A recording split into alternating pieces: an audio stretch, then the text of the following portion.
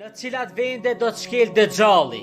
Të dashur vëllezër besimtar, nga Enesi radiallahu anhu, për cilët se pejgamberi sallallahu alaihi wasallam ka thonë Dejjalli nuk do ta lërë asnjë vend pa shkelur përveç Mekkës dhe Medinës. Pra Dejjalli nuk i lejohet hyrja në Mekke dhe në Medine. Gjithashtu pejgamberi sallallahu alaihi wasallam ka thonë, në hyrjet e Medinës ka melaqe të cilët e ruajnë Medinën dhe nuk mund të hyjë në të as murtaja e as Dejjalli. Dejjalli do të vijë nga ana e lindjes dhe do të synojë Medinën derisa do të vijë mbas malit të Uhudit. Kurse në një transmetim tjetër thuhet se Dejjalli do të hijë mbi malin e Uhudit dhe do ta shikojë për së largu xhaminë e pejgamberit sallallahu alaihi wasallam. Ai do t'ju thot idhtarëve të tij, apo e shihni atë pallat të bardhë?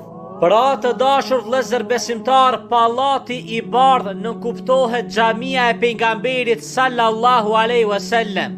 Idhtarët e tij do t'i thonë, o Dejjall, ne po e shohim pallatin e bardhë.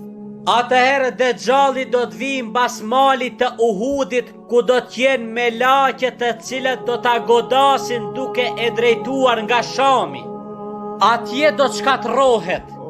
Gjithashtu pejgamberi sallallahu alaihi wasallam ka thonë, s'do të mbese asnjë qytet, asnjë vend që nuk do ta shkel Dejjalli, përveç Mekkës dhe Medinës. Nuk do të mbetet asnjë nga grykat e saj pa u vendosur me laike të radhitura me shpata në dorë, të cilët ata do të ruajnë me kujdes qytetin e Mekkës dhe Medinës. Ai do të zbres pra një bregu shkëmbor dhe aty do ta ngrej kampin e tij. Në një transmetim tjetër thuhet se ai do të zbres pra një kodrine të kuqe. Pastaj Medinën dhe banorët e saj do ta godasin 3 dridhje, dhe me dridhjen e 3 do dalin jashtë Medinës të gjithë kafirat dhe munafikat.